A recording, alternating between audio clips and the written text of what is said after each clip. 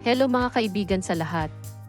Ngayon kami ay may isang diskarte sa pangangalakal batay sa isang tagapagpahiwatig. Ito ay tinatawag na isang alligator. Ito ay isang medyo karaniwang tagapagpahiwatig at sa tulong nito ngayon ay kikita kami sa iyo. Agad naming ipasok ang tagapagpahiwatig na ito.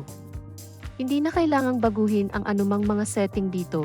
Gamitin lamang ang mga karaniwang setting dahil nakakonfigure na ang mga ito upang tumpak na mag-output ng mga signal. Ngayon ay susuriin natin ng mabuti kung paano ito gumagana at kung paano ka magsisimulang kumita gamit ito, kaya umupo. Magsimula na tayo. Kaya dito mayroon tayong 3 moving average. Ito ang binubuo ng ating alligator indicator. Ang mga ito ay mahalagang 3 magkahiwalay na moving average, ngunit nagtutulungan. Tumingin ng mabuti sa berdeng linya. Kapag ang berdeng linya ay tumawid sa pula at asul na mga linya, nakakakuha tayo ng signal ng pagbili. Sa ngayon ang unang senyales, magbubukas kami sa iyo dito sa loob ng 1 minuto hanggang sa puntong ito para sa 100 bucks. Tingnan mo ang kilusang tatapusin natin ngayon. Sa intersection pa lang ng 3 moving average na ito, hinihintay namin ang resulta. Kaya mga kaibigan, makakakuha tayo ng 72 bucks sa unang deal mula sa itaas. Napakahusay na resulta. Itinakda namin ang halaga sa $100 172. Lumipat tayo sa susunod na pares ng pera. Susuriin din namin ang sitwasyon at magbubukas ng deal. Ngayon ang aming pangunahing gawain ay upang matutunan kung paano gumana ng tama sa tagapagpahiwatig ng alligator. Magpatuloy tayo.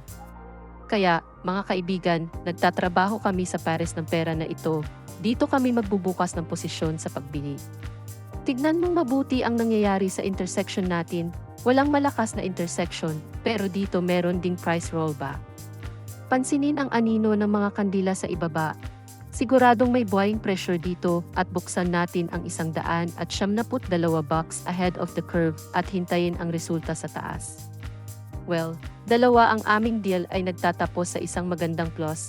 Tingnan ang kilusang ito na naganap. Tingnan kung saan kami nagbukas ng deal. Kung saan ito nagsara, isang napaka-confident na paggalaw ng $368 sa balance, itakda ang halagang ito. Lumipat sa susunod na pares ng pera, patuloy na unawain ang alligator indicator at kumita ng pera dito. Kaya, mga kaibigan, nagtatrabaho kami sa asset na ito, napakaganda dito. Nagaganap din ang intersection at nakakita kami ng anino mula sa ibaba, isang magandang signal para bumili. Bukas sa $368